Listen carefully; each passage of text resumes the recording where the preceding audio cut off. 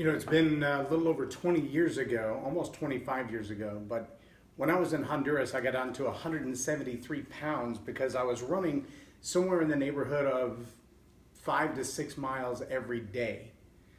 And that was an everyday occurrence. Part of it because it was a habit, part of it because I wanted to run in the base 10K while I was in Honduras. And I did actually run in that 10K at 19 years old and finished with a time of about 48 minutes, which was pretty impressive when you look at how fat I am now. The difference between then and now, from a physique standpoint, from a physical conditioning standpoint, from a ability to run a 10K in 48 minutes standpoint, is really simple. Self-discipline. See, when I was 20 years old and I didn't have any distractions, it was really easy to get out there on the base with the other guys from the fire department and get up at 6 o'clock in the morning and run the 10K around the base, the 6.5 miles or whatever it is. Was no big deal. We even had a term for it. We called it the Iggy Shuffle. No, that wasn't it. That was somebody else's. We called it the survival shuffle because we ran around a base where there was no pavement. It was just caliche and mud, and sometimes that mud was waist deep where it felt like it was. But we did it every day. The self-discipline made it a habit every day. And the everyday discipline paid off. The reward was being in good physical condition. The reward was being able to run that 10K in 48 minutes. The reward was being able to look at myself in the mirror and go, I'm pretty proud of what I've accomplished. Fast forward 25 years and kids and jobs and discipline issues have faded a little bit. Some of it for the sake of excuses and some of it for the sake of reasons. And I distinguish the difference like this. If you have no cartilage in your knees, running on the asphalt might not only be painful, but a really bad idea. That's a reason not to run on the asphalt. But it's an excuse for not exercising. Does that make sense to you? You understand what I'm saying? There may be a legitimate reason that you can't do one thing, but it's just an excuse to keep you from doing anything. Because everybody can do something. Whether it's walk, climb the stairs, get on a bicycle, do crunches, do jumping jacks, there's something you can do when it comes to exercise. And doing nothing because the one thing you like to do doesn't work anymore is not a reason, that's an excuse. There may be a reason you can't do that one thing, but not doing anything, that's an excuse. The same thing comes when we talk about education. If you want to know something in a particular field, a career field, an interest that you have, you can sit around and whine that you don't understand these things, or you can pick up a book. That's a choice. If you're too lazy to pick up a book, you can pick up a YouTube or a Google or a Wikipedia, or you can take classes online from Udemy, udemy.com, from Udemy to Harvard University. There are online classes for just about anything. And if you're not looking to get a degree just to get the knowledge, you can audit a class, usually for 1/10 of the normal price of the class. You just don't get a degree, diploma, or a certificate at the end. You just get a receipt. But you still get the knowledge. So if it's knowledge, if it's education, if it's information, that's your barrier right now. That can be fixed as well. And all of these are issues that we can correct if we choose to. But we don't always choose to. Why? Because self-discipline is hard.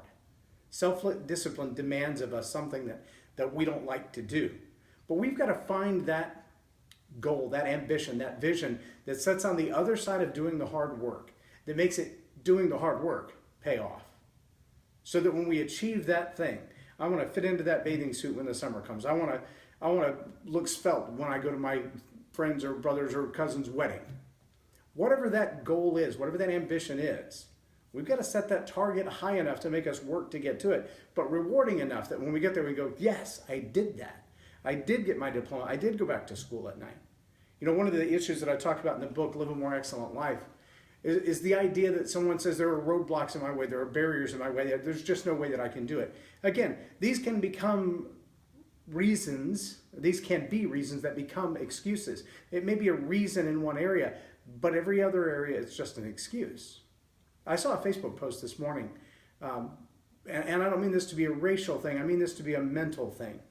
What she said was, when you're born a black woman in America, before you have a chance to smile and tell everyone how wonderful you are, the odds are already stacked against you. Wow. I mean, maybe there is some truth to that. I hate to think that it's that depressing, that just because of the color of your skin, from the time you're born, your life is destined to be a failure. That's what that post sounded like to me. But I think there's a reality that says, I'm not going to let everybody else's opinion of me matter. I'm going to do what I'm here to do, what I'm called to do, what I'm supposed to do, what I love to do. I don't really care what you think about it. I don't need your opinion to make me happy. But self-discipline looks at even that negative of an attitude and says, why do I care what you think about me? I am going to set my tasks in front of me. You know, it's funny that the first pillar of good self-discipline is self-respect and self-honor. If you can't look in the mirror and like the person you're looking at, it's not going to be worth the trouble to exercise. It's not going to be worth the trouble to get a good education. It's not going to be worth the trouble to fight for a good job. It's not going to be worth the trouble to stand up for yourself in a bad relationship. It's not going to be worth the trouble to eat right, to think right. If you don't respect yourself and honor yourself, if you don't look at yourself as a valuable human being, nobody can make you do that. If you look in the mirror and feel like, well, it's just a waste anyway, then why would you contribute to your own downfall? You're not going to do that, right? But without self-respect and honor, self-discipline is irrelevant.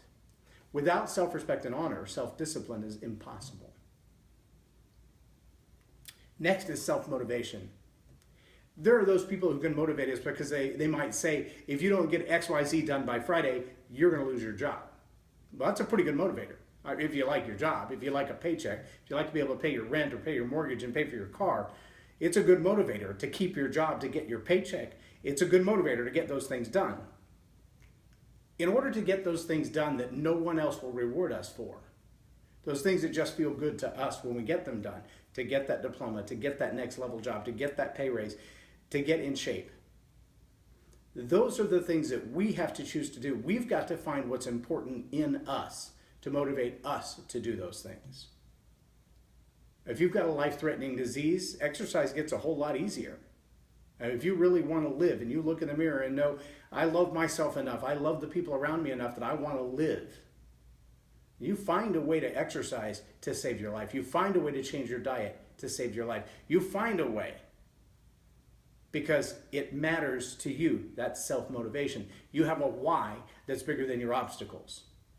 Now that's your choice and it's totally up to you, and nobody can decide it for you and no one will. It's totally up to you. You have to do it though. You have to choose. You've got to respect yourself, you've got to honor yourself, and you've got to motivate yourself because nobody else will. How about self-awareness? One of the challenges many of us have is that we don't realize how far we've let ourselves go. We haven't done the assessment on a regular basis. Am I keeping up with the studies that I want to do? Have I read the material that I want to read? Have I exercised the way that I need to? Have you been to the doctor to check your blood sugars or your blood pressure or your cholesterol levels? Have you had a body scan to check your heart attack or stroke risk? Have you done those things? Do you know if your family has a history of these things? Have you had your eyes checked and your ears checked? Are you taking care of yourself? When you ask people around you, how am I doing? How's my mood? How's my attitude? The way other people perceive it will give you some great feedback. But if you're not aware that you're slipping, you're not aware that, I didn't think about it, but I buy a 42-ounce soft drink every day on the way to work. Okay, you're going to have to stop that because that's just going to kill you.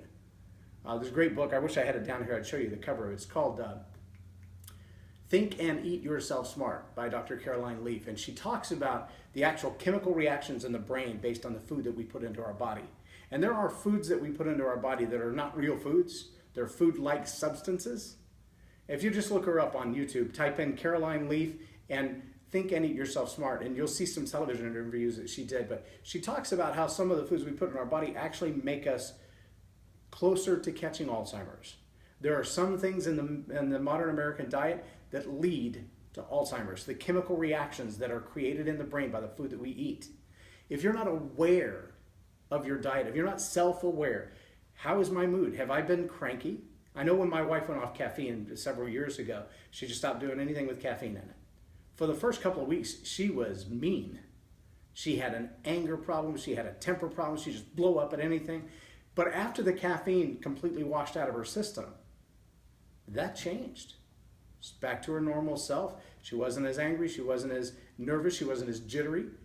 Caffeine was a huge impact. She was drinking 2 or 3 Pepsis a day. She doesn't do that anymore. She pretty much avoids soft drinks. If it's not sweet tea or half and half tea, it's water or coconut milk.